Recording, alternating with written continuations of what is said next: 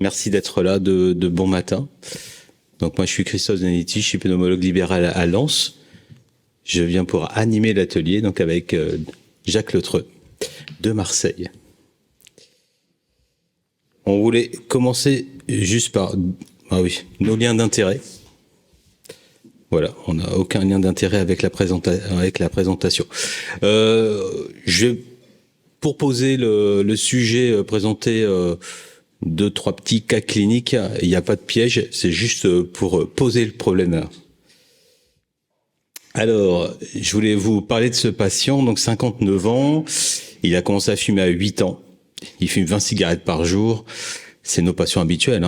Il est hypertendu, il a une artériopathie des membres inférieurs, il a déjà des stents. Il a aussi une maladie de Crohn, mais qui est stable, qui a plus de traitement.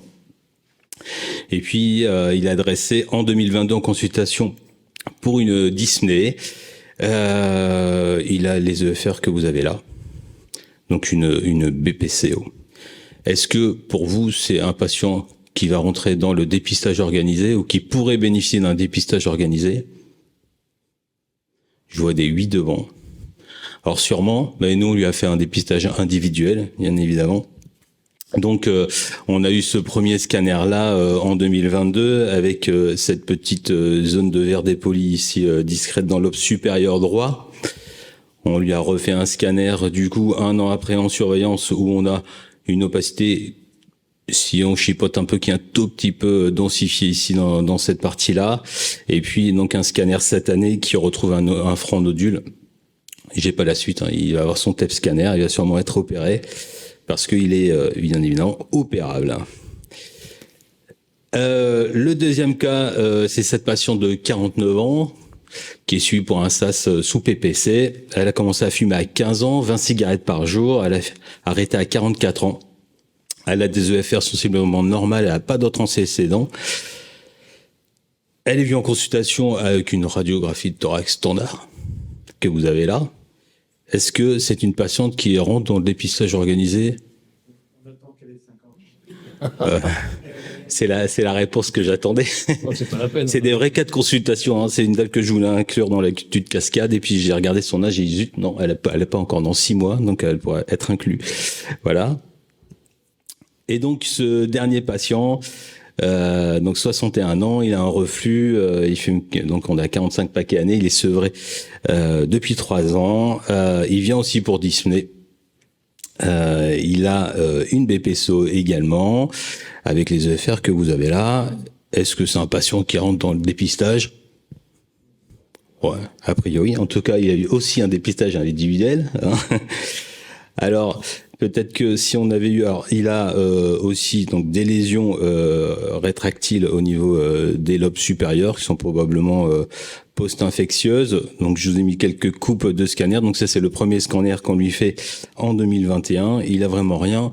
C'est aussi pour illustrer le fait, enfin, on en reparlera tout à l'heure avec Jacques, de pas rater les rounds suivants. C'est que on lui refait un scanner l'année d'après. Et cette fois-ci, il y a véritablement quelque chose.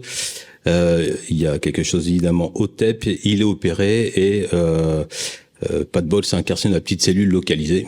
Donc voilà. Mais bon, il a une chimiothérapie post-op et il va très bien. Voilà. Donc tout ça pour dire que peut-être que si ils avaient été dans le dépistage organisé, on les aurait peut-être eu. En tout cas, on les a eu parce qu'ils étaient symptomatiques de leur BPCO. Mais peut-être que s'ils n'avaient pas été symptomatiques, on les aurait pas vus tout de suite. Jacques, je te laisse la parole. Merci Christophe. Alors, bonjour à tous, bonjour à toutes. Je précise que je suis aixois et que j'ai été translaté à Marseille, mais que je suis quand même aixois comme certains de la salle ici. D'abord, pour commencer, je tiens à remercier toutes les personnes ici qui m'ont aidé, m'ont permis d'utiliser un peu tout leur topo, parce que parler du dépistage et parler de la théorie du dépistage, c'est quand même pas très très évident. C'est assez simple, mais c'est pas évident. Donc, en premier lieu, Sébastien Courreau, qui est notre référence, avec Olivier Leleu, donc Courreau qui est à Lyon et Leleu qui est donc à Abbeville, que vous connaissez tous. Marie Visslaise qui m'a permis de citer son étude cascade, et une radiologue d'origine lilloise, Aurélie Dehaene, qui est une radiologue avec qui je travaille depuis des années, qui est une radiologue thoracique, qui connaît parfaitement. Elle a été formée ici par l'équipe de Rémi et elle est extrêmement compétente dans le poumon, entre autres. Et notamment, elle nous aide beaucoup aussi dans tout ce qui est biopsie transthoracique, etc. Donc, je tenais à les remercier pour leur aide dans ce petit topo. On commencera par rappeler l'historique du dépistage. On va pas remonter trop loin. On va commencer en février 2021 avec les recommandations des sociétés savantes. La SPLF, l'IFCT et la Société d'imagerie thoracique sur le dépistage du cancer du poumon. Suit après, quasiment en même temps, de la présentation de notre cher président sur la stratégie décennale de lutte contre le cancer. En décembre de la même année, actualisation de l'avis de la HAS qui avait été négatif en 2016 et qui en fait maintenant a reconnu quand même que c'était intéressant, mais il y a eu une nécessité d'avoir un programme pilote de dépistage du poumon lancé par l'INCa en avril 22. En septembre 22, donc le Conseil européen recommande d'étendre les programmes de dépistage organisés au cancer du poumon. Et les sociétés savantes ont créé cette mission d'intérêt général, pilotée par Sébastien Courreau et Olivier Leleu, avec comme projet et but la réalisation du premier scanner de dépistage low-dose dans le cadre d'un dépistage organisé dans un an, début 2025. C'est quand même un progrès tout à fait intéressant. J'ai repris ce schéma des critères OMS pour le dépistage. L'intérêt d'un dépistage, il y a tous ces critères qu'il faut valider. Donc, la maladie recherchée constitue une menace grave pour la santé. On en est tous conscients, on verra un petit peu ça après. Il existe un traitement dont l'efficacité est démontrée, c'est la réalité. Il existe des moyens appropriés de diagnostic et de traitement. C'est exact. La maladie doit être décelable pendant une phase de latence, c'est vrai aussi. Il existe un examen de dépistage efficace aussi. Cet examen est acceptable aussi. Il faut bien connaître l'histoire naturelle de la maladie. Malheureusement, on la connaît bien. Le choix des sujets qui recevront un traitement doit être préétabli. C'est ce que l'on fait et ce que l'on va faire dans le cadre d'un dépistage qui sera organisé. Le coût ne doit pas être disproportionné par rapport au coût global des soins médicaux et le dépistage ne doit pas être effectué une fois pour toutes. Ça, c'est important quand même de rappeler que c'est pas parce que quelqu'un a été dépisté qu'il faut plus le suivre après, même si on n'a rien trouvé. Au contraire, il faut continuer à le surveiller. Ces schémas donc de l'Organisation mondiale de la santé sur la mortalité mondiale des hommes en haut. Vous voyez que donc la moitié nord du monde, la mortalité, première mortalité par cancer du poumon chez l'homme, qui est suivie par une mortalité aussi importante chez la femme qui est en train d'augmenter. Chez la femme, il faut signaler que la Chine et l'Australie sont également en bonne position associées à l'Europe du Nord et à l'Amérique du Nord. J'ai remis ce schéma parce que c'est important de différencier le dépistage opportuniste, celui que l'on fait actuellement, et le dépistage organisé, celui qu'on espère qui sera mis en place. L'initiative, donc dans le dépistage opportuniste, ça dépend du participant et du médecin, tandis que le dépistage organisé, c'est une initiative d'État. La prise en charge, elle sera payante pour le dépistage individuel. Le référentiel dans le dépistage individuel, pas de référentiel opposable. La communication des résultats sera l'initiative des acteurs. L'accès, l'équité n'est pas du tout garantie, bien sûr. Le contrôle de qualité n'est pas véritablement fait. Et comme exemple, le dépistage actuel des mélanomes et de la prostate. Dans le dépistage organisé, c'est gratuit. Il y a un cahier des charges. Ce sera organisé et ce sera important en réalisation.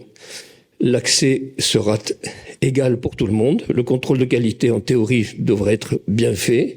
Et pour exemple, pour le moment, le cancer du sein et le cancer colorectal. Rapidement, ces taux de survie entre les stades localisé en haut avec une survie à 5 ans de 92% sur les résultats de l'ILCLC en 2017, et dans le stade 4, 6% à 5 ans. D'où l'intérêt d'un dépistage très tôt pour pouvoir essayer de guérir nos patients.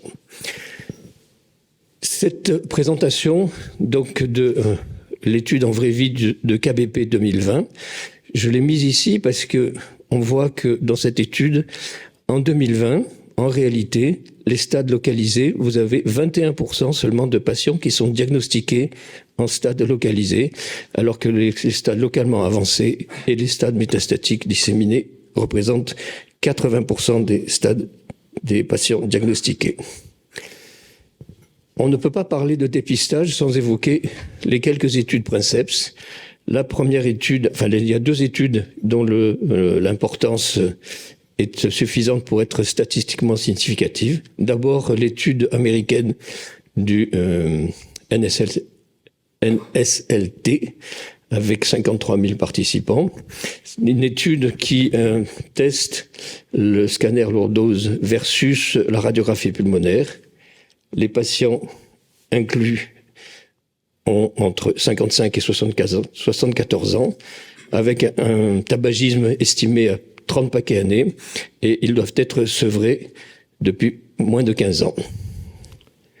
La fréquence, c'est un scanner low dose pendant 3 ans, suivi d'un scanner et un suivi jusqu'à 6 ans et demi.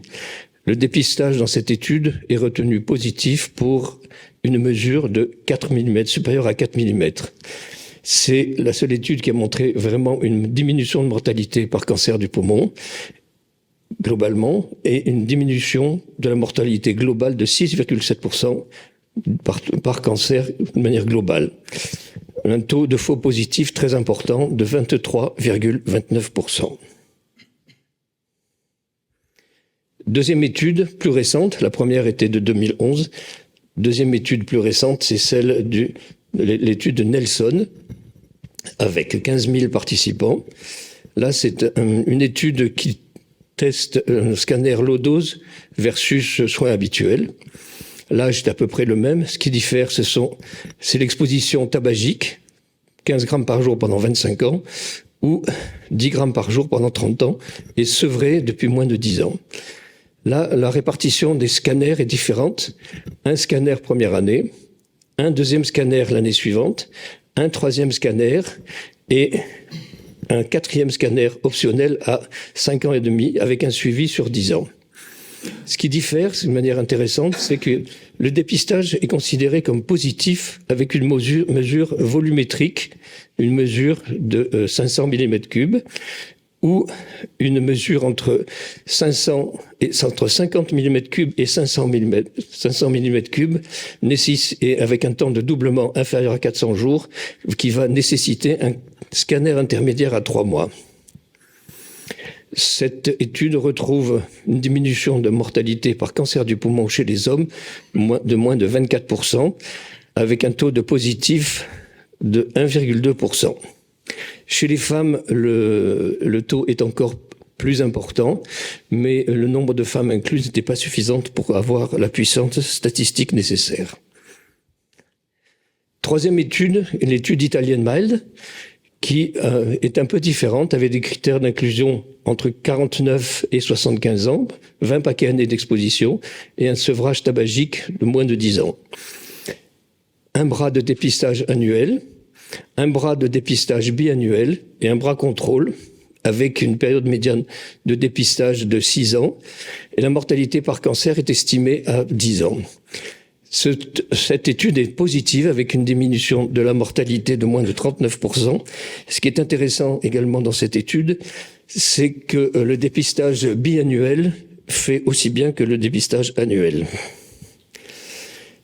Reste-t-il une place pour la radiographie thoracique? Là, cette étude, qui est donc une étude de 2011, qui confirme que la radiographie thoracique versus pas de surveillance n'a aucun intérêt, aucune efficacité sur la mortalité dans le cancer du poumon, confirmé donc sur ce diagramme que vous voyez.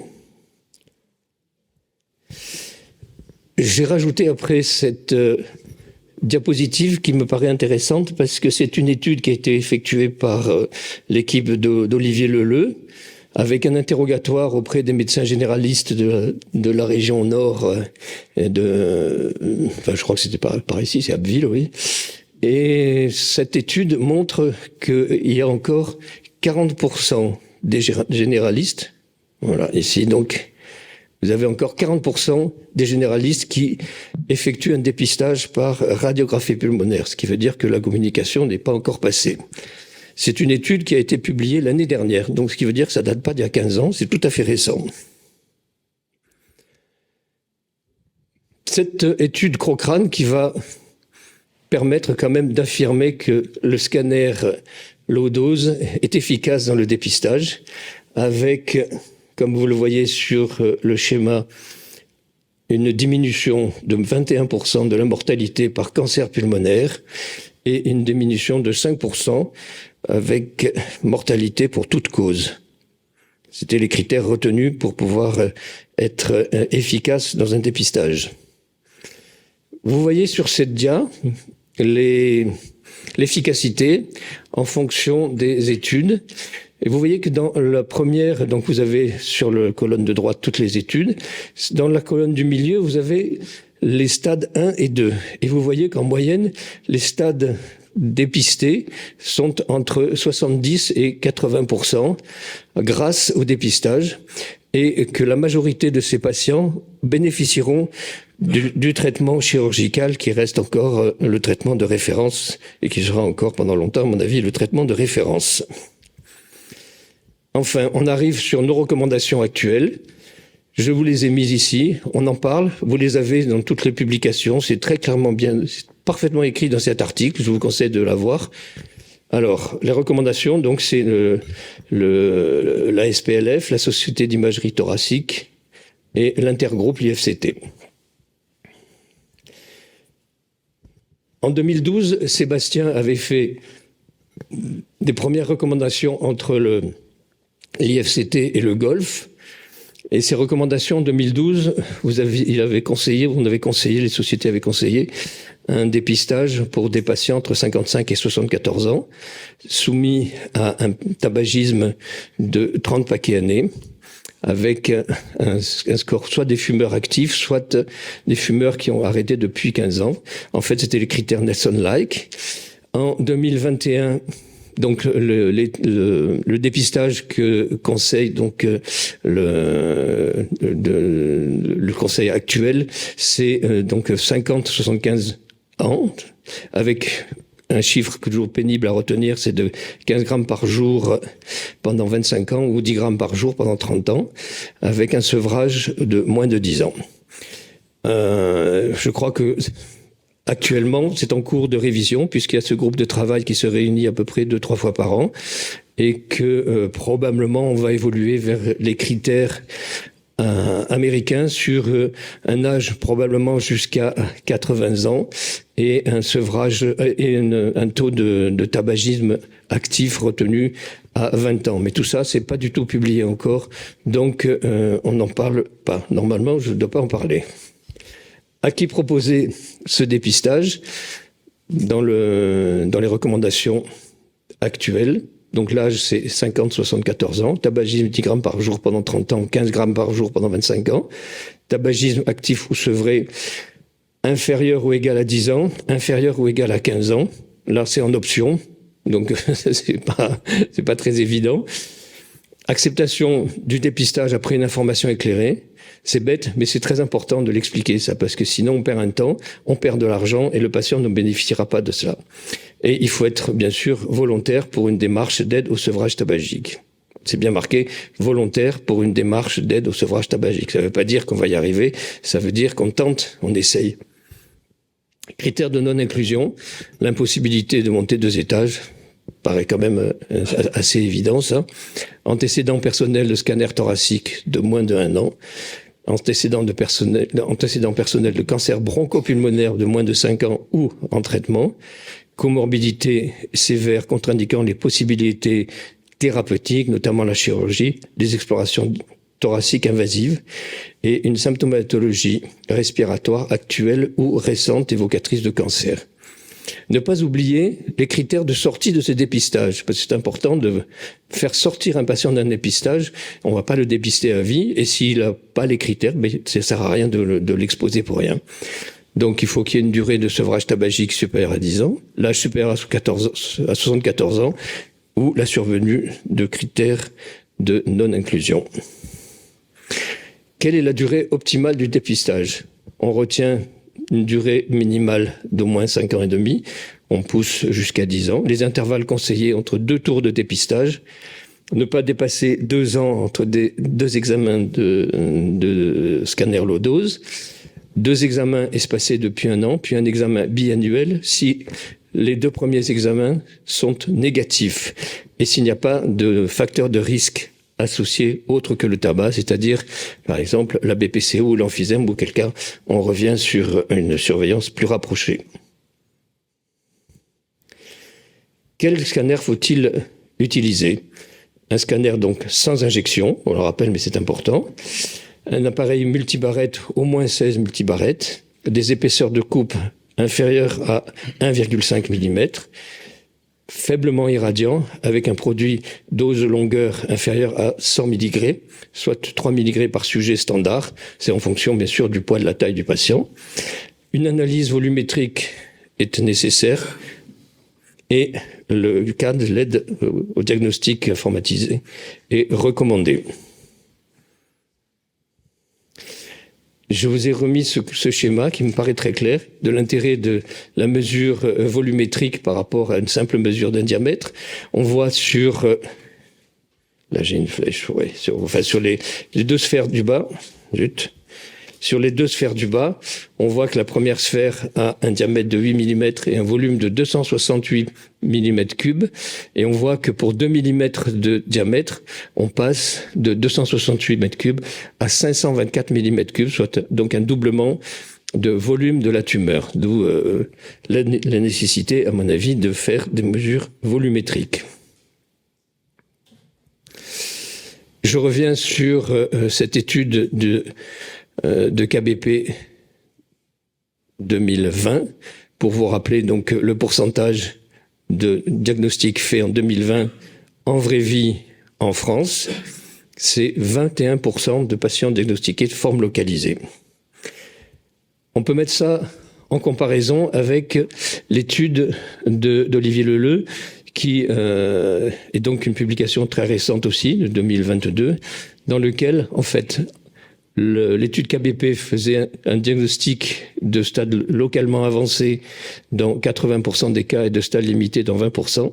Et en fait, il y a une inversion de paradigme et on arrive, grâce au dépistage, à 77% de stade localisé versus, donc là, on arrive entre les 3, 3B, 3C, on arrive à 20%. C'est confirmé sur les différentes études publiées, donc les études américaines, Nelson, etc. Vous le voyez sur le tableau de de droite. Les résultats d'un dépistage en vie réelle. Dans l'étude de Balata, publiée en 2021, on voit que sur 100 patients qui sont dépistés, on arrive à screener à peu près donc une vingtaine de patients, mais que sur ces patients, il va rester 4 patients qui seront vraiment explorés, et sur ces 4 patients, on aura 2 patients qui seront positifs pour un cancer pulmonaire. Même chose dans l'étude de l'équipe d'Abbeville, sur donc 2 tours, ils sont arrivés à avoir 2% de diagnostic de cancer, 2% de faux positifs, 10 à 15% de tests indéterminés. Les lésions élémentaires, donc, qu'on va voir au scanner, vous les connaissez tous, on va pas insister. Nodules solides, nodules mixtes et le verre dépoli. Les schémas recommandés actuellement, donc, sur le nodule solide, vous les avez tous dans la publication. Moi, je crois que c'est important de les avoir et de s'y référer pour le moment de manière systématique dans les RCP. Vous avez donc sur le nodule solide non calcifié, soit le caractéristique typique d'anomalie bénigne, auquel cas il est négatif, mais il faut continuer le dépistage. Soit vous n'avez pas de caractéristiques d'anomalie bénigne, auquel cas, analyse volumique. Et en fonction de ces analyses volumiques, moins de 50 mm3, on considérera qu'il est négatif, mais on continuera la surveillance. Position intermédiaire entre 50 et 500 mm3, ce sera déterminé scanner à 3 mois, avec en fonction du temps de doublement volumique calculé, soit c'est inférieur à 400 jours, il retourne dans le dépistage négatif, mais toujours en surveillance. Et si c'est supérieur à 400 jours, il retourne dans le négatif. Si c'est inférieur à 400 jours, on considère que c'est positif, et ça, il va rentrer donc dans la RCP de dépistage pour la conduite ultérieure. Pour le verre dépoli mixte, c'est un peu la même chose. J'insiste pas parce que là, on n'aura pas le temps après. On n'aura pas le temps de tout voir correctement. Ce qui est donc là aussi, vous avez le stade indéterminé, toujours le même principe en fonction du temps de doublement. Pour le verre dépoli pur, c'est important quand même dans le verre dépoli pur de bien respecter ces critères pour éviter d'avoir d'un excès de diagnostic, on en reparlera un petit peu après. Donc négatif, en moins de 8 mm négatif, mais scanner plus rapproché. Supérieur à 8 mm indéterminé, donc scanner à 3 mois. Et là, dans ces cas-là, c'est apparition d'une composante solide. Non, on retourne dans le dépistage négatif, mais surveillance continue. Apparition d'une composante solide, à ce moment-là, il relève de la RCP pour une prise en charge plus spécifique. Proposition d'arbre décisionnel qu'avait proposé donc Sébastien Courreau et qui a été en discussion, mais cette proposition reste encore en discussion et je pense que je ne vais pas insister, vous pourrez la retrouver sur le topo, mais il y a une dispute qui n'est pas résolue, notamment sur le temps de doublement volumique entre les radiologues, les pneumologues, les sociétés savantes, etc. Donc pour le moment, je crois qu'il ne faut pas trop le retenir. Même chose pour cette décision d'arbre décisionnel, vous pourrez le détailler si vous voulez sur le topo, mais on avance. J'aime bien ces schémas, toujours Sébastien qui les a fait, qui sont une excellente synthèse. C'est un take-home message qu'il faut garder. Donc, comment faire ce dépistage, le scanner thoracique faiblement dosé? Oui. Pas d'injection? Non. Espacé d'1 an puis tous les 2 ans. Pour qui 50-75 ans, l'exposition tabagique écrite, le patient doit être éligible, mais il faut toujours ne pas oublier la sortie du patient s'il n'a plus les critères de dépistage. Ça, je crois que c'est bien de le mettre dans un coin de son bureau ou le mettre dans le truc de la salle de RCP pour l'avoir comme référence pour le moment, parce que ça va changer après ça.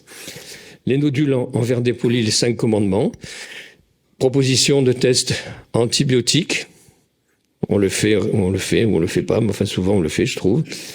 La mesure du volume n'est pas du tout performante en scanner. Le TEP n'est pas du tout performant, ou est très peu performant. Et il faut se rappeler que ces patients avec des verres dépolis doivent être surveillés de manière plus longue que les 5 ans. Et que chez ces patients, surtout, qu'il y a un risque de surdiagnostic. Le risque de surirradiation. Alors, le risque de normalement, la dose moyenne dans l'étude NLCLT, c'était 1,4 millisievert. Le risque de cancer radio-induit, une modélisation a mis en évidence que un risque existe pour 2500 patients dépistés par scanner répétitif d'induire un cancer du poumon. Mais le nombre de scanners nécessaires pour dépister, pour prévenir un cancer, est de 320. Parce qu'on voit quand même que le rapport entre tous les deux est quand même très en faveur du dépistage. Je vous rappelle quand même, parce qu'on l'oublie très régulièrement, qu'une radiographie pulmonaire est l'équivalent de 2 jours d'exposition à une irradiation naturelle. Un scanner low dose, c'est 6 mois, et un scanner du thorax, c'est quand même 2 ans. Donc ça recadre un peu les choses, je trouve que c'est pas mal. Le taux de faux positifs. Alors, dans le NSLT, on avait un taux de dépistage positif, faux positif, 24% de taux positifs, mais 96% étaient des faux positifs, soit 23% de faux positifs sur cette étude. Dans l'étude Nelson, avec l'introduction de ce concept de dépistage indéterminé, le taux de dépistage positif est passé à 2,1% et le taux de faux positif est de 1,2%. On dit faux positif quand on fait une fausse découverte, un dépistage indéterminé ou dépistage d'un cancer dont le patient ne mourra pas. Ça concerne surtout les carcinomes in situ. Donc tout ça, c'est quelque chose qui doit rentrer dans la discussion avec le patient quand on va lui proposer le dépistage sur le risque et le bénéfice à attendre, etc. Sur le schéma de gauche, vous avez quand même le suivi des patients dans l'étude NSLT. Et dans cette étude, en fait, le suivi des patients, c'était surtout un suivi par imagerie. Il n'y avait quasiment pas de suivi interventionnel. On voit qu'il y a 2% de patients qui ont une bronchoscopie, il y a 1% de patients qui ont été opérés, et il y a très peu de ponction transthoracique, donc ce qui peut expliquer les résultats du NSLT sur les faux positifs. Ça va, vous suivez? Vous dormez pas? Non? Peut-être déjà des petites questions? Non? Non. Ben, j'essaye de faire de sorte qu'on garde un peu de temps à la fin. Normalement, on sera dans les temps. Alors, le surdiagnostic, mais le surdiagnostic, c'est ce que je disais, c'était sur le dépistage d'un cancer qui ne tuera pas le patient, et ça concerne donc surtout les patients avec des carcinomes in situ. Dans l'étude Nelson, le surdiagnostic est de 8%. Pour éviter ces surdiagnostics, il faut être attentif aux critères d'inclusion et les algorithmes décisionnels, notamment sur la mesure des volumes scanographiques. Et ça permet d'optimiser le surdiagnostic.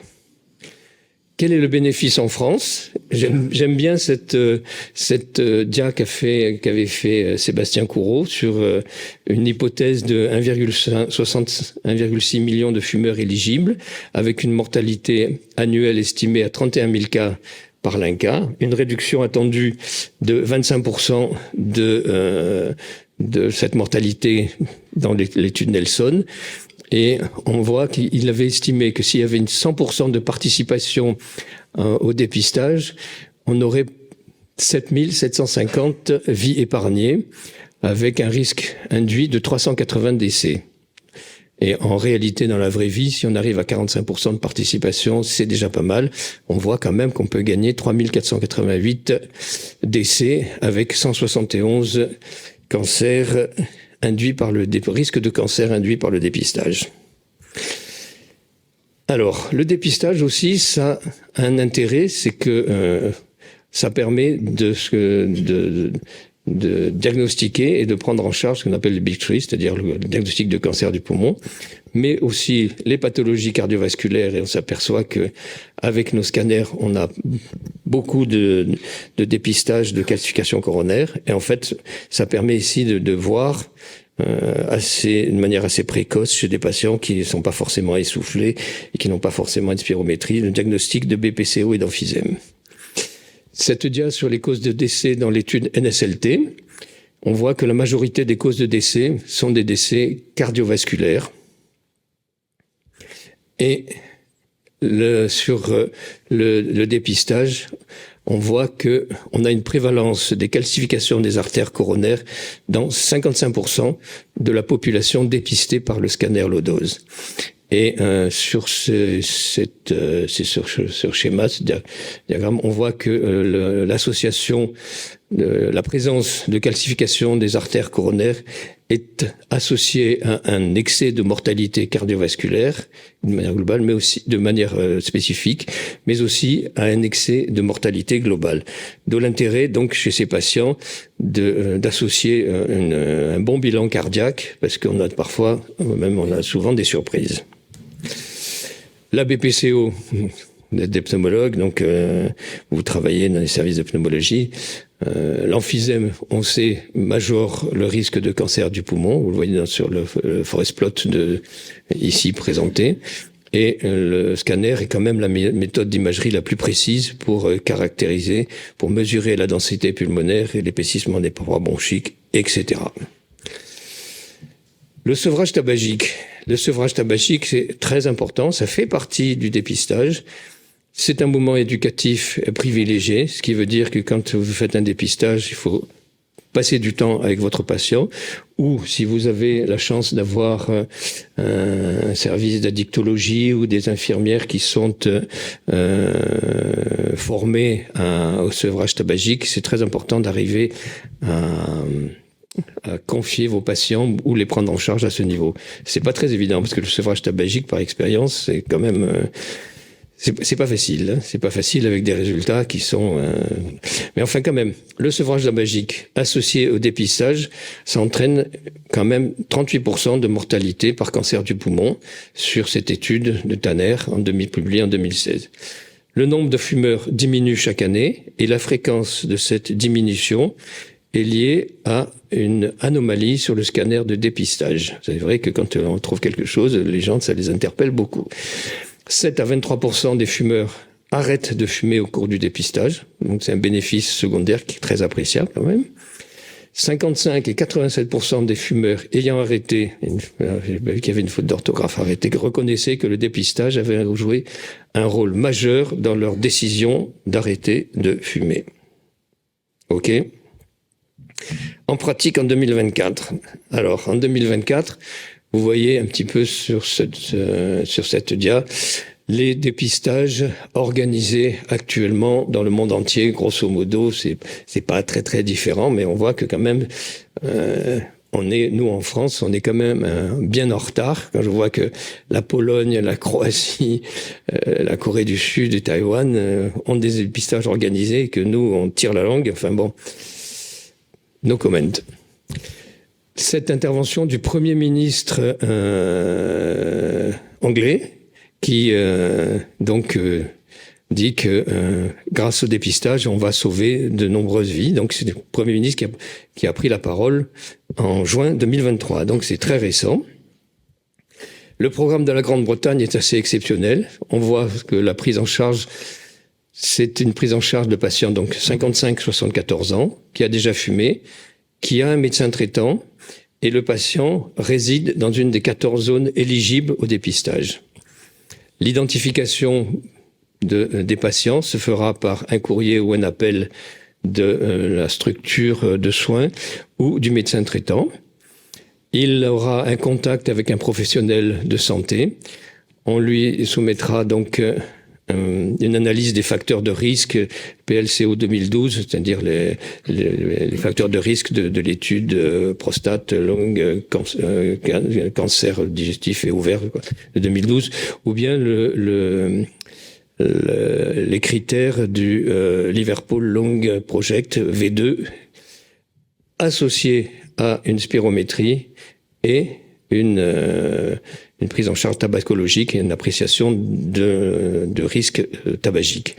Si le patient est éligible, à ce moment-là, avec tous leurs camions qui vont au contact de la population, il aura un scanner et le rapport final sera envoyé au médecin traitant. Il faut savoir que à 6 mois, ça a permis quand même de diagnostiquer 3000 cancers, dont les 3/4 de stade 1 et 2 qui seront probablement ou qui ont dû être opérés. Quand même extrêmement intéressant. Le principe des scores de risque, donc, c'est de sélectionner dans la population des patients dont le risque de cancer est plus important. Ça permet de diminuer le nombre de scanners et ça permet d'être plus efficace. Les scores de risque, vous avez sur cette dia les différents scores de risque qui sont utilisés. Celui dont je vous parlais, c'était le score de risque de Liverpool Lung Project, V2 et V3, qui est utilisé actuellement, mais il semble que le score de risque Can Predict, qui est plus récent, ait la faveur et soit plus efficace. Ce score de risque, donc vous voyez les facteurs démographiques, les facteurs sociaux, l'exposition au tabac, l'exposition à l'alcool et aux facteurs professionnels, notamment l'amiante, les comorbidités, l'indice de masse corporelle, BPCO, l'asthme, maladie thromboembolique et les antécédents, donc antécédents personnels de cancer, familial de cancer et pneumonie. Ça me rappelle l'exposition qu'on a eue hier par le généticien sur le dépistage des cancers chez le sujet non tabagique, les cancers familiaux. C'était passionnant. Les lésions élémentaires, je vous les ai remis, mais bon, vous les connaissez tous, on va avancer. Les risques du dépistage, encore un schéma qu'a fait Sébastien qui me plaît beaucoup parce que quand vous montrez au patient, vous l'imprimez, vous le montrez au patient, le surdiagnostic, les radiations, l'anxiété, ça vous permet d'en discuter. Le coût, le patient peut être sensibilisé à ça, mais le permis de fumer, c'est important d'avoir ça parce que de temps en temps, ou même régulièrement, les gens, une fois qu'ils ont eu un diagnostic qui était négatif, ils disent, bah tiens, c'est bon, je peux continuer à fumer. Voilà. Donc ça, je pense qu'il faut leur en parler. L'optimisation du dépistage à l'occasion du dépistage, donc bien sûr emphysème et BPCO, mais ça permet également d'évoquer les problèmes du trouble du sommeil, de diagnostiquer des pathologies interstitielles. On en voit plus que ce que l'on croit. Ça permet, on en a parlé, de parler du risque vasculaire. Ça permet de parler également de l'hypertension, de l'artériopathie. Le sevrage tabagique, oui, mais le sevrage des autres toxiques, encore plus, notamment le cannabis chez les sujets jeunes, ce qui était un problème, à mon avis, important. Et en fait, ça permet aussi de promouvoir des actions de santé, remettre les patients en activité physique, parler des vaccins, parce que les vaccins, on n'en parle pas systématiquement. Je pense que ça aussi, on a du retard là-dessus. Et puis les autres dépistages. Cette dia sur qui est donc une présentation par Joe Biden, qui est donc d'octobre à la Maison Blanche et qui dit que donc ils sont décidés à investir dans la détection de manière plus importante, diagnostic précoce et notamment diagnostic précoce dans les populations à risque. Ça confirme nous le retard qu'on a. Les effets du dépistage qui a été mis en place, on a commencé à parler du dépistage et le mettre en place en 2013. Et on voit que aux États-Unis, l'apparition du dépistage inverse la courbe des stades 4 et celle des stades 3, mais par contre augmente la courbe des stades 1 et des stades 2, ce qui confirme ce dont on avait parlé avant. Et là, on voit également que cette courbe des stades 1 est également en ascension, donc entre 2013 et 2018. L'expérience de Manchester, donc les équipes anglaises ont bien travaillé là-dessus, sont quand même bien en avance, avec l'utilisation de scanners, des unités mobiles qui se déplacent et qui vont sur les lieux où les personnes sont facilement accessibles. On voit donc les premiers camions de dépistage en 96, le premier qui avait été fait, donc apparemment c'est au Japon, ça, sur le Manchester Lung en 2017, mais vous voyez aux États-Unis, dans le Tennessee, Caroline du Nord, et en Espagne, tout ça s'est mis en place petit à petit. Je présente le travail de l'équipe lyonnaise qui se bat depuis des années et est arrivée à avoir des budgets conséquents, ce qui leur a permis d'acheter un camion, de l'équiper.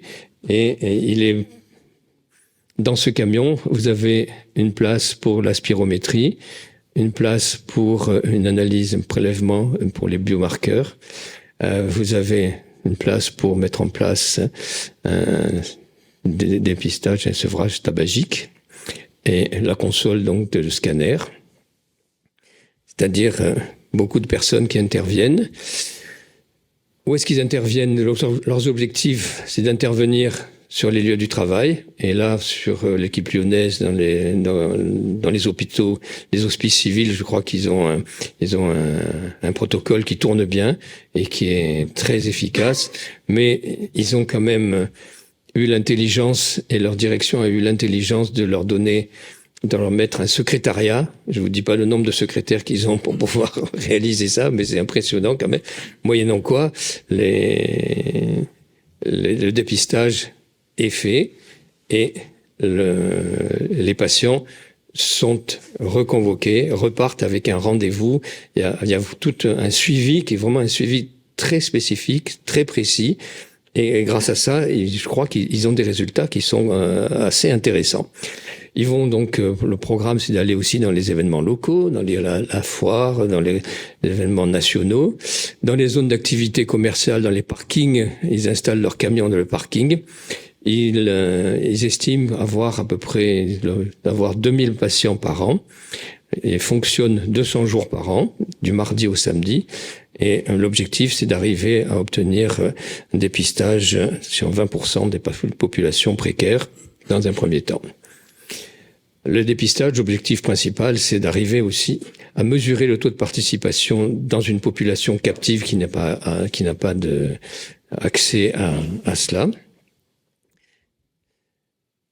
Les conseils, c'est sollicitation de la population, sollicitation collective, médias internes dans les structures, dans l'hôpital, dans la mairie, etc., les courriels, l'intervention des médecins du travail dans la participation au dépistage, sollicitation personnalisée, recommandation donc dans les groupes à haut risque, dans les entreprises, notamment dans les entreprises avec du personnel qui est de travail posté, qui sont des gens qui sont à plus gros risque, sollicitation par l'encadrement, et ils ont également embauché ce qu'ils appellent la maraude, chargés de prévention, c'est-à-dire des gens qui vont dans la rue et qui vont au contact direct des patients, des populations qui sont très défavorisées pour pouvoir les solliciter et les prendre en charge.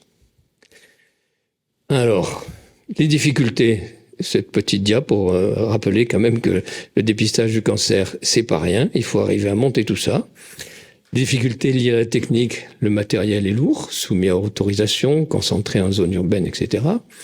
Les ressources humaines, c'est donc il y a des grosses contraintes, notamment au niveau des radiologues, entre autres, et des techniciens. La place de l'intelligence artificielle et des biomarqueurs, on en dira un petit mot après. C'est un acte pluridisciplinaire avec radiologue, tabacologue, pneumologue, et la gestion des anomalies découvertes, des découvertes incidentes. Liées à la maladie, il faut être très clair sur les critères d'éligibilité. Ça doit avoir un fort impact sur les inégalités sociales. Il faut savoir repérer les ex-fumeurs, les fumeurs et les ex-fumeurs. Il faut arriver à motiver les individus les plus à risque. Dépistage concomitant, également d'autres pathologies sont intéressantes. Et ce qui est actuellement un gros problème, c'est que on a une carence de médecins traitants qui puissent être un relais très important pour ce dépistage, et une difficulté d'accès aux soins qui est une évidence malheureusement. Le taux à espérer, c'est 700 000, non, ça c'est trop beau ça, c'est 7500 vies à sauver par an, et en Europe, depuis 10 ans, on a perdu, sans dépistage, on a perdu plus de 300 000 vies, estimation. Un petit mot du scanner ultra-low-dose. Vous avez tous entendu parler de ce scanner ultra-low-dose. Les radiations moyennes, c'est entre 0,8 et 1,5 millisievert, et avec une moyenne à 0,7. L'ultra-low-dose permet d'avoir une exposition en irradiation inférieure à 0,1 millisievert, une diminution donc de la surirradiation. Mais la réduction de cette irradiation diminue la qualité de l'image et des techniques de reconstruction qui sont longues et difficiles à appliquer. Pour le moment, ce sont des performances qui restent à évaluer. C'est pas encore passé, c'est pas encore dans nos référentiels. Mais probablement que ça viendra un jour. Cette étude d'équipe chinoise qui montre l'efficacité du low dose dans l'interprétation et détection donc des nodules pulmonaires. L'intelligence artificielle. Alors l'intelligence artificielle, vous avez ces publications des ingénieurs de Google avec une modélisation, un logiciel qui est capable de détecter des cancers du poumon. Donc ça, on y reviendra après. Hop, voilà. Donc sur le logiciel des ingénieurs, ils ont montré que chez des patients pour lequel un scanner low-dose est réalisé, mais qui avait un scanner antérieur pour aider à la comparaison, leur logiciel était aussi efficace qu'un panel de 6 radiologues. Quand même, ça pose question. Et qui plus est, sur un scanner sans scanner comparatif antérieur, leur logiciel était plus efficace. Alors, on revient après sur les précédentes.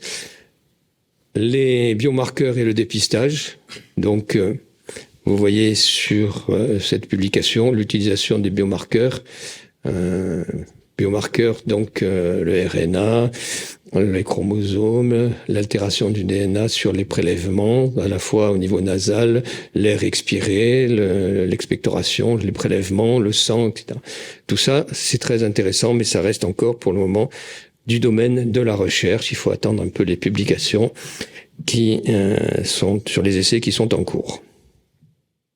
Parlant de cela, l'essai actuellement en cours à Nice de Charles Marquette, qui utilise donc le scanner low-dose, et en fonction du résultat du scanner low-dose, un tirage au sort entre la RCP et la prise en charge selon les recos habituels, ou la RCP avec utilisation d'un programme, d'un logiciel d'informatique, d'intelligence artificielle. Ne me demandez pas le détail, je ne le connais pas. Mais actuellement, ça a démarré. Ça a pris un peu de temps, mais là, ça a bien démarré. Vous avez l'étude cascade dont vous a parlé Christophe tout à l'heure, donc qui est ici. Donc c'est Béthune, c'est ça? Il y a plusieurs centres en France. Dans le nord, c'est Béthune. Dans le nord, c'est Béthune. Donc il y a Paris, Rennes, et puis un autre centre, je ne sais plus. Grenoble, voilà, Grenoble. Voilà, pardon. Et donc, utilisation également de l'intelligence artificielle. Alors, j'ai pas de résultats à vous proposer, parce que je vais demander à Marie Visles de me passer quelques résultats, mais je crois qu'elle a été débordée, qu'elle m'a pas envoyé les dias qui étaient donc ces derniers résultats. Donc, je pense que ça va venir. C'est en cours. C'est une étude qui avance bien aussi, hein, c'est ça, ouais. Par là, dans la discussion, on n'inclut pas ce qu'on a prévu. Ah oui. Puisqu'il y a 2500 prévus jusqu'à fin mars. Je pense qu'on doit être à 1700. Donc, il y a un défaut d'inclusion. C'est une étude, en fait, qui est intéressante parce qu'en fait, les gens sont informés par voie de presse, par les réseaux. Oui, et en fait, ils viennent eux-mêmes. Et donc, on en discutera un peu. C'est une population très particulière. Moi, je suis pneumologue, je traite des maladies assez graves et tout. Bah, on a des gens en bonne santé qui viennent nous voir, plutôt CSP+. Et je voudrais en discuter parce que on n'a pas les mêmes profils de patients. Oui. Et même, on retrouve des anomalies.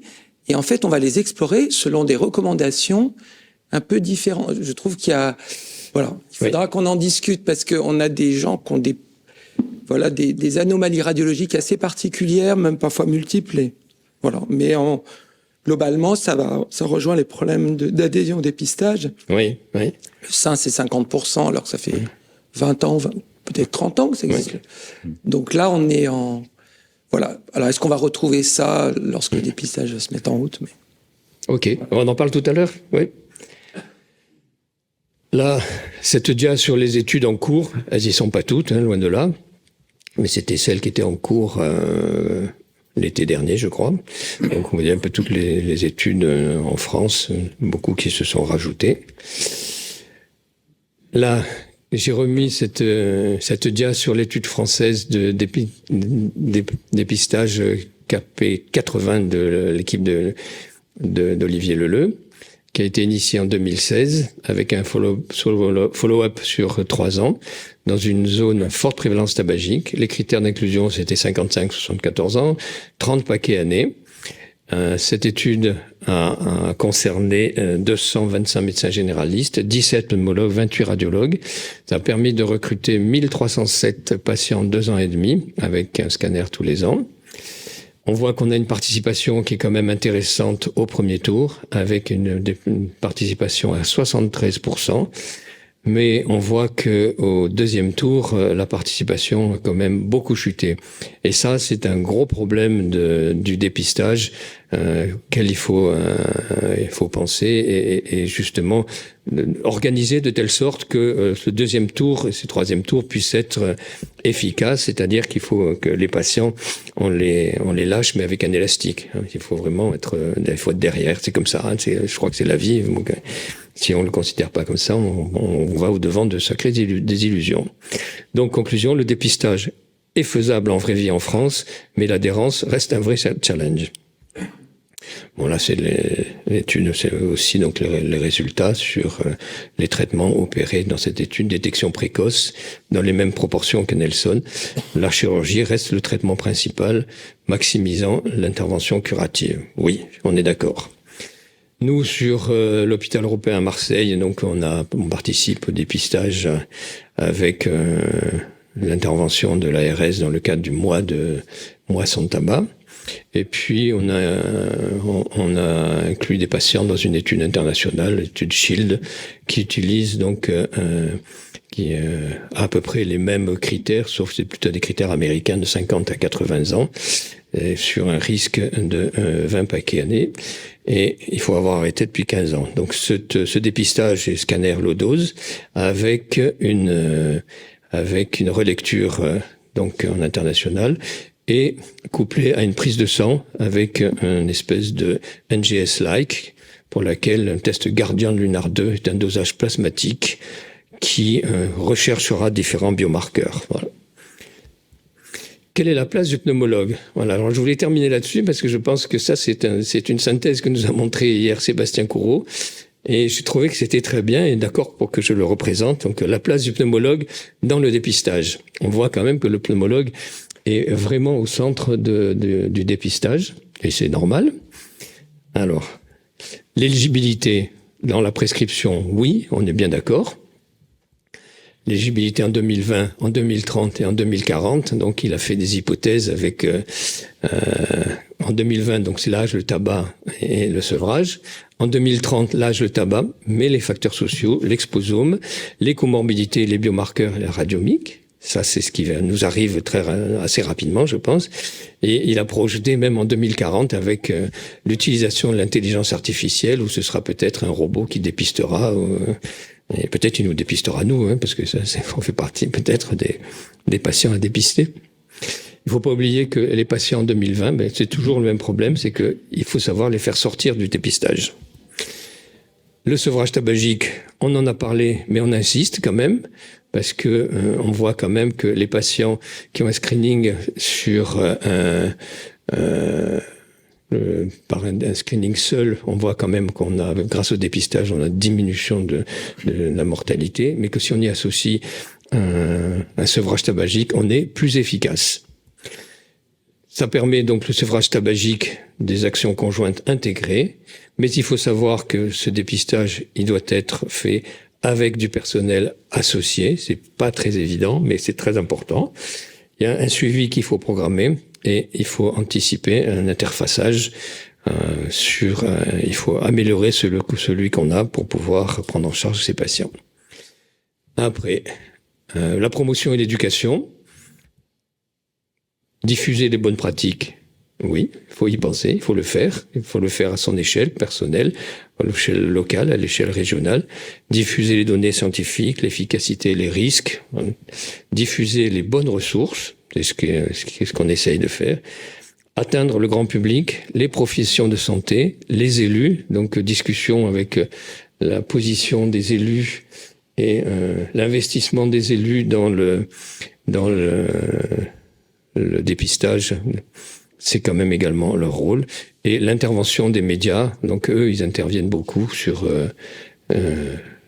les publications, sur les journaux, sur la radio locale, etc. Toujours ça, c'est toujours les conseils de Sébastien Courreau. Hein. Les comorbidités, on en a parlé, donc l'emphysème, le cœur, le sevrage. La promotion de santé, je trouve que c'est très important parce que ça, c'est quelque chose auquel on pense pas forcément. Donc, je réinsiste sur cette promotion de santé, les vaccins notamment, l'activité physique bien sûr, l'obésité, le surpoids, le dépistage des autres cancers. le diagnostic précoce au cours du dépistage avec une mesure de la fonction respiratoire, ça permet quand même d'avoir une amélioration du diagnostic de BPCO. On sait qu'avec cela, on améliore le diagnostic de BPCO, mais pour le moment, on ne sait pas trop si cela aura un impact véritable sur la survie. On pense que oui, quand même. Ça, je pense que vu l'association BPCO et augmentation du risque cancer, à mon avis, ce sera bien positif. Donc le scanner, en tant que marqueur de risque indépendant du cancer, diagnostic de BPCO, vous voyez tous des scanners avec lesquels on trouve des choses que parfois on ne soupçonnait pas. Après, qu'est-ce que c'est la gestion des découvertes incidentes? Donc ce schéma avec tout ce que permet de diagnostiquer un scanner, les maladies thymiques, les infections, les masses médiastinales, la pneumopathie interstitielle, les pleurésies, bronchiectasie, maladies kystiques, adénopathie médiastinale, c'est ce que vous voyez régulièrement dans votre consultation ou dans vos RCP. Quelle est la place du pneumologue au milieu de tout cela? C'est ça, en fait, mais c'est aussi sur la gestion des positifs, il faut s'attendre à avoir 2% de cancer, 2% de faux positifs et 10 à 15% de tests indéterminés. Ce qui veut dire que il faut quand même expliquer à vos responsables que le dépistage, ça coûte. C'est pas forcément des résultats dans l'immédiat, mais c'est important. Et pour la population que l'on prend en charge, c'est un plus qui est certain. Alors, toujours la place du pneumologue. Ce qui est intéressant, c'est cette dernière diapo qu'avait fait Sébastien. Je trouve qu'elle est très bien faite. Avec le pneumologue, promotion éducation, ça se fait avec les généralistes, les radiologues, la santé publique, le médecin du travail. Le pneumologue est aussi au centre pour le sevrage tabagique en travail commun, si possible, avec les addictologues, les infirmières, généralistes, le médecin du travail. La gestion des découvertes incidentes, les généralistes et les radiologues, l'éligibilité avec les généralistes et les autres professions de santé, les comorbidités, on a parlé donc des médecins généralistes, on a parlé des cardiologues, c'est évident, ça sur la gestion, et la prise en charge des tests positifs, travail commun avec les oncologues, les chirurgiens et les radiologues. Donc le pneumologue reste au centre de tout cela, il a un rôle vraiment crucial. Conclusion, cette conclusion que nous a mis Sébastien hier, je trouve pas mal. Il propose de faire passer ce message. En France, nous devons désormais nous doter rapidement d'un programme ambitieux de dépistage du cancer du poumon par le biais d'expérimentations, offrant des possibilités à l'ensemble des territoires et des personnes à risque, et offrant les conditions favorables à la recherche et à l'innovation dans ce domaine pour enfin espérer repousser cette maladie. Les pneumologues du CPLF 2024 auxquels je vous demande de participer à cette profession de foi. Et je termine en mettant ma diapo préférée de fin de topo. C'est donc la montagne Sainte-Victoire à Aix, à côté de chez moi, où je vais régulièrement me ressourcer. Voilà, je crois que j'ai fini. Merci Jacques.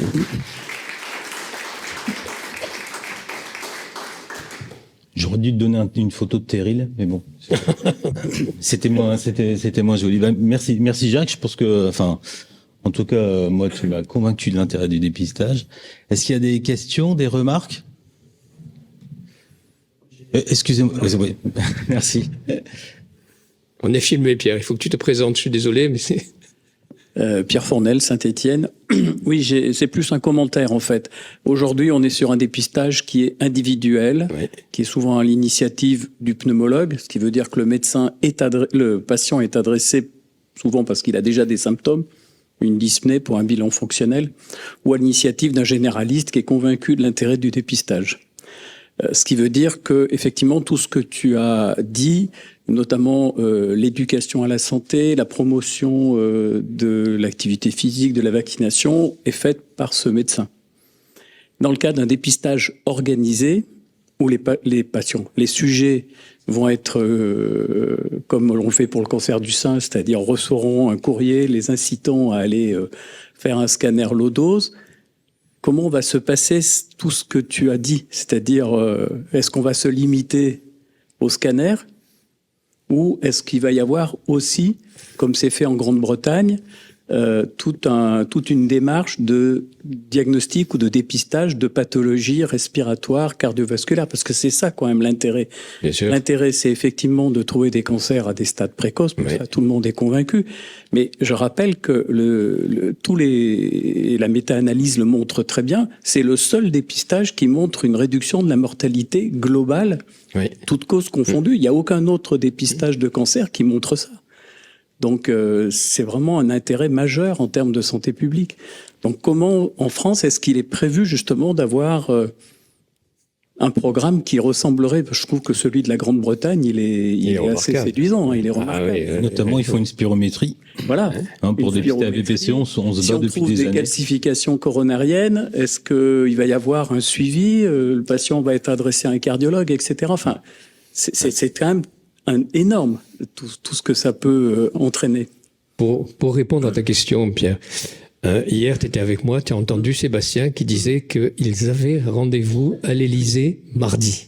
Je lui dis, mais qui vous allez voir à l'Élysée? Qui vient avec toi? Donc, il y a Jésus Gonzalez, notre président, Olivier Leleu, Sébastien, et donc ils ont rendez-vous avec la conseillère de santé, parce que pour le moment, tu le sais bien, on n'a pas de ministre délégué à la santé. On ne sait pas si on en aura un. Mais quand même, tu vois, c'est une démarche qui est, et j'espère, et ce que disait Sébastien, c'est qu'il va leur montrer le topo qu'il a fait. Et ça, je pense que pour les sensibiliser, même si ce sont des politiques, je pense que le conseiller à la santé, j'espère que c'est quelqu'un qui est du domaine de la médecine quand même, hein, quelqu'un qui est... J'espère. Voilà. Donc, normalement, ça devrait quand même avancer dans ce sens-là, parce que quand on voit le retard qu'on a pris, notamment par rapport aux Anglais, tu vois, bon, les Américains c'est différent, mais les Anglais, ils ont une efficacité, moi ça m'impressionne, ça, c'est qu'ils ont fait ce qu'ils ont mis en place. Hein. Ils vont probablement poser la question du coût, parce que c'est le problème qu'on a dans le dépistage de la BPCO. À chaque fois qu'on fait des programmes, on nous propose des choses et à la fin on nous dit mais il n'y aura pas d'argent pour le faire. Et donc est-ce qu'on a une idée du coût du nombre de scanners que ça représenterait par an, à peu près? Et est-ce que nos centres de radiologie, qu'ils soient publics ou privés, sont capables d'absorber le dépistage? Est-ce qu'on a une idée de ça ou pas? C'est pas une question piège. Hein. Non, mais j'ai pas la réponse, mais je pense que c'est considérable. C'est considérable, et c'est là qu'interviennent donc les facteurs de risque. Il faudra essayer de trouver la bonne équation pour pouvoir proposer aux personnes le scanner qu'il faut sur la bonne personne pour qu'il soit le plus rentable possible. Parce que si tu dépistes le tout venant, alors tu arrives. Nous, on avait fait une étude sur l'hôpital européen et on arrivait à un nombre de scanners extrêmement important. Donc les radiologues, ils ont dit oh là là. Donc on est arrivé à sélectionner des créneaux spécifiques pour pouvoir faire ce dépistage dans le cadre de l'essai et puis dans le cadre de la consultation quotidienne des pneumologues du centre de l'hôpital européen, tu vois. Mais déjà, ça fait un sacré nombre de scanners. Hein. Mais un scanner low dose, le temps de réalisation, c'est très court. C'est très très court. C'est pas. Nos radiologues nous disent, mais la réalisation, mais il y a l'interprétation. Si on veut pas que ça se plante, alors peut-être qu'avec l'intelligence artificielle, etc., ça ira beaucoup plus vite. Est-ce que aussi en France, on a proposé d'utiliser les scores de risque comme oui, c'est en train de se faire ça. Oui. Mais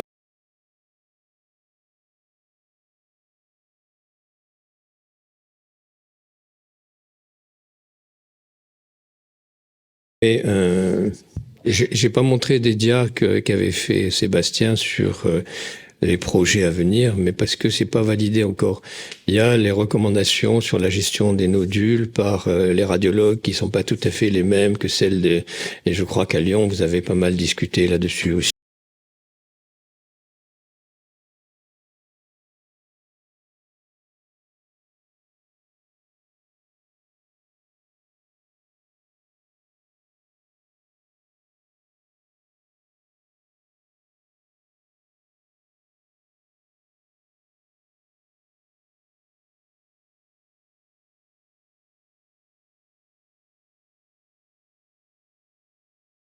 Donc, mais je crois que c'est pas le lieu ici parce que si on sort les dias, je les ai là, mais je ne peux pas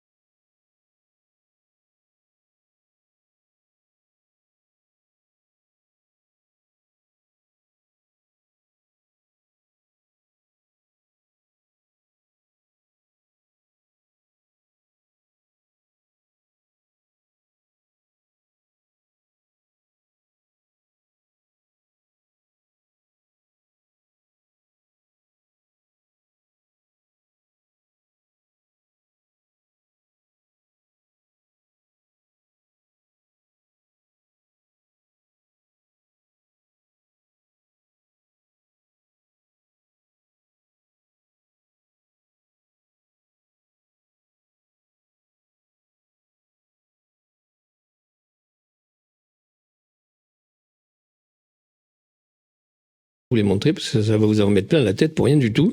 Moi, mon but, c'est que vous partiez de ces ateliers en ayant une notion globale sur le dépistage et l'intérêt.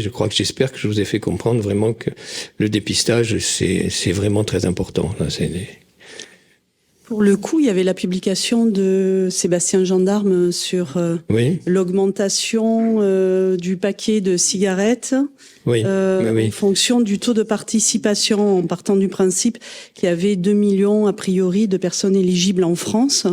Mais pour ça, il faudrait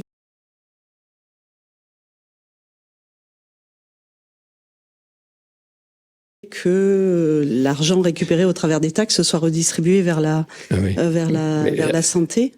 C'était très peu, hein, c'était très peu, c'était quelques centimes par paquet qui permettaient de payer, de financer ce dépistage. Est-ce qu'il y a une réflexion de ce côté-là ? C'est une réponse que les politiques, voilà, je pense que on n'a pas la main là-dessus. Hein. Je crois pas qu'on ait la main, malheureusement, parce que c'est une étude qui date quand même un petit peu là, l'étude de gendarme. Oui, c'est oui. pas. Mais bon, c'était quand même très clairement écrit ça. Mais je pense que ça va être évoqué aussi avec à l'Élysée là. Hein. Et il va y avoir la publication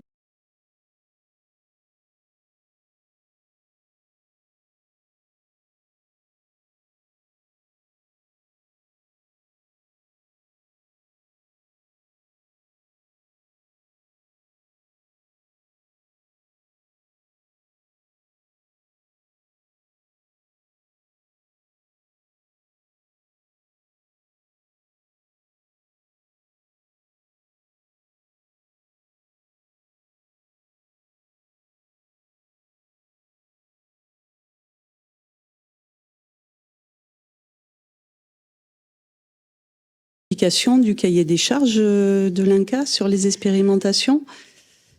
Oui, c'est en cours, je crois. Hein. Je crois que c'est en cours. Parce que c'est pas la discussion de... Non, mais l'INCa, c'est une chose. Je pense qu'on parlera de l'INCa peut-être ailleurs, hein, parce que on est filmé, donc je veux pas faire de commentaires. Oh, mais Pierre, et tu peux... On peut quand même dire que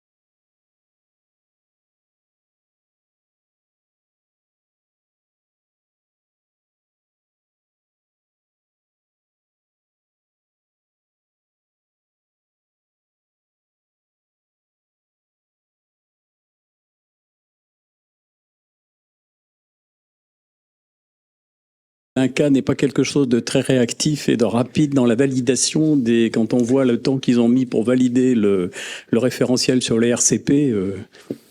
Et sur la biologie moléculaire? Oui.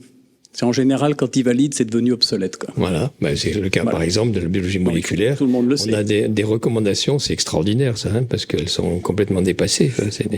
Il y a un autre problème, en fait, qui a déjà été évoqué, c'est les messages face aux populations qui sont pas celles qui sont faciles à appréhender. Parce que si on voit par exemple le dépistage du cancer du sein, ça fait maintenant une dizaine d'années qu'on plafonne à 50% de la population éligible. Et on ne progresse pas. Et on voit très bien que les populations qui ne participent pas au dépistage, c'est celles qui sont en précarité. Enfin, plus le niveau socio-économique est bas, et moins les femmes se font dépister. Et pourtant, les femmes sont une population qui sont plus sensibles aux actions de santé publique, alors que là, on va avoir une population plutôt majoritairement d'hommes. Et avec un niveau socio-économique qui est quand même plus faible. L'incidence du tabagisme est plus importante. Donc c'est vrai que là, il va falloir aussi... parce que par exemple, le cancer colorectal, c'est à peine 25% de la population éligible qui participe au dépistage. Donc on voit bien dans les projections que si on arrive à 50%, il y a un véritable intérêt en termes de vie gagnée, quoi. D'efficacité. Mais comment arriver à ces 50%, ce qui est déjà pas... Tu avais une réponse dans le projet de Sébastien, dans lequel le but, c'est d'aller dans les populations défavorisées, Oui. l'aider dans les parkings, mais aussi de mettre dans la rue des gens qui vont faire chercher, débusquer ces populations à risque. Après, pour les convaincre, c'est autre chose. Ça, c'est un truc. Mais ça, c'est possible dans le cadre d'une expérimentation territoriale où, effectivement, mais dans le cadre d'un dépistage organisé qui va concerner l'ensemble du pays, il est important de réfléchir aux moyens quels sont les canaux de communication, en fait. Parce que les courriers envoyés aux individus, globalement, ça marche pas bien, quoi. Non. Et ces populations-là ne sont pas sensibles parce que leurs préoccupations, elles sont ailleurs. Donc, ça, c'est un élément aussi qui est très important. Il faut probablement s'appuyer d'abord sur les autres professionnels de santé, je pense, et puis les nouvelles organisations de soins, les CPTS, les MSP, etc. Et puis peut-être aussi sur les centres sociaux, etc. qui finalement, sont pas forcément, on n'y pense pas forcément en premier lieu. Améliorer le parcours patient à tous les niveaux. Hein, ça, c'est Mais j'aimerais bien entendre l'expérience de Grenoble sur Cascade, là, parce que là, vous êtes en plein dans l'efficacité, puisque vous êtes donc si j'ai bien compris, vous avez pas atteint le nombre de patients qui est nécessaire pour valider, c'est cela? Oui, en fait, c'est un appel. Les gens sont informés par voie de presse, donc c'est vrai que c'est très lié à l'information. Quand il y a le mois sans tabac, au début on a eu un engouement, puis après ça s'est stagné. D'ailleurs on voit les courbes, hein, ça fait un peu. Bon, alors là on a une population, ce que je disais, qui est vraiment CSP+. Il y a beaucoup de fumeurs sevrés. Il y a très peu les gens ont aucune comorbidité. Hein.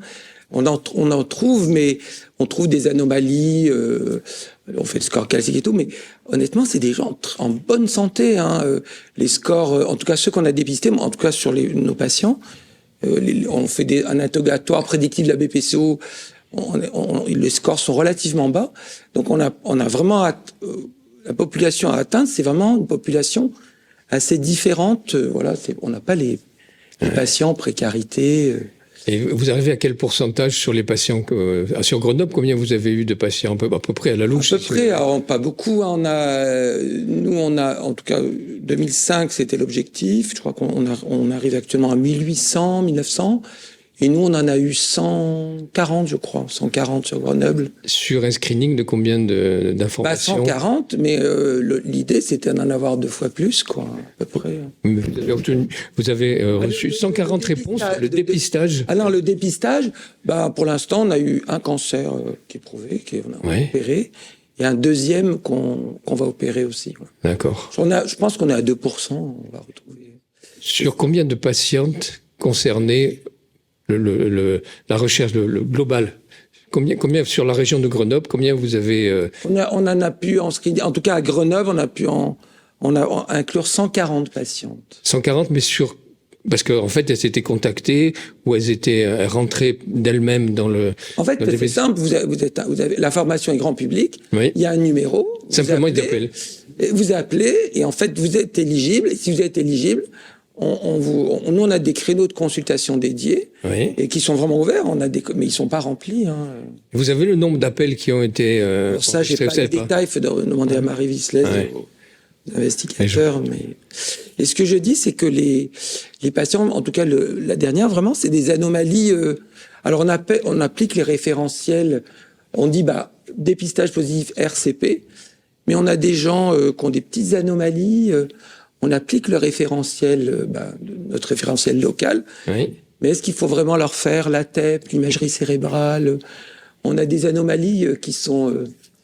il y a quand même un coût qui est pas... Voilà, Mais ça, c'est la vraie vie, ça. c'est la vraie vie, oui. Ben Voilà. oui, mais je pense que c'est le rôle de la RCP, c'est de justement... Voilà, après on discute. Oui. Voilà. Avancez au micro. Avancez au micro, s'il vous plaît, madame. Patiente, oui, patiente. Patiente, oui. Oui, Patiente. oui, on passe en parler de patiente. C'est Oui, que oui. les femmes. Oui, Ah, je suis mal exprimé peut-être. Les Hein, c'est pas... patientes, oui. Patiente. D'autres expériences, d'autres réflexions. Moi, je trouve que c'est passionnant, ça. Hein, c'est un truc... ouais. Mon cher Kurt Sherman. Très bien.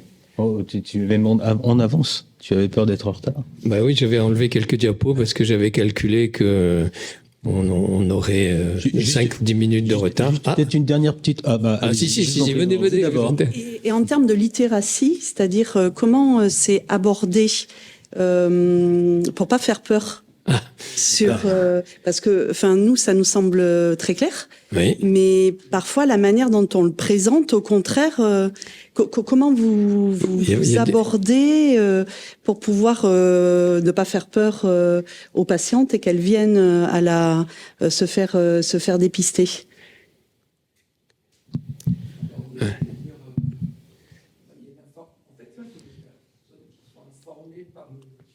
Le micro, s'il vous plaît. Désolé, mais c'est pour ceux qui sont en ligne. Il y en a encore quand même quelques-uns. Il y a une première étape d'information personnelle.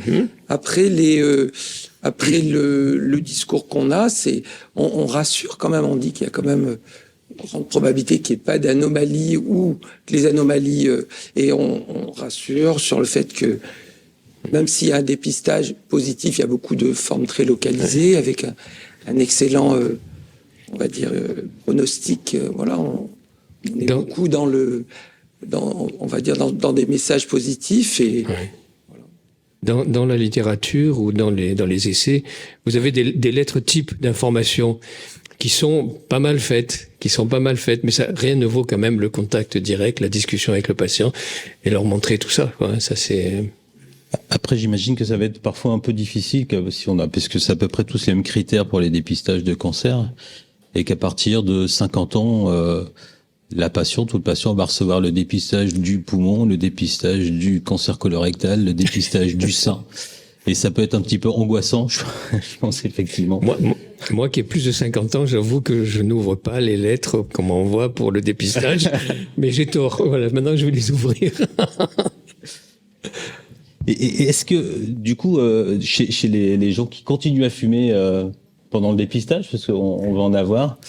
Et donc, tu avais dit c'est conseillé 5 ans ou 10 ans. Les gens qui continuent. Alors, il y en a qui vont vouloir continuer. Enfin, tu vois, celui-là, il y en a qui vont vouloir continuer au-delà de ce qu'on recommande. Il y a ceux qui disent qu'ils ont arrêté de fumer et qui continuent. Ça, c'est une chose. Et puis, il y a ceux qui continuent franchement. Et là, la rentabilité du dépistage, elle n'est pas prouvée. Elle n'est pas prouvée, mais enfin, une fois que tu les as lancés là-dedans, ça me paraît difficile de leur dire... Alors, ils vont te dire, oui, mais je fume un peu moins quand même, j'ai diminué grâce à vous, grâce au dépistage. Mais tu leur dis, mais vous savez, ce qui compte plus, c'est quand même le temps d'exposition encore. Donc, mais bon, le problème n'est pas résolu. Très bien. D'autres questions, remarques? Bon, merci de votre beaucoup. participation. Et puis... au prochain dépistage, mais ça va sortir, je pense. Hein, ça va sortir, l'INCa travaille.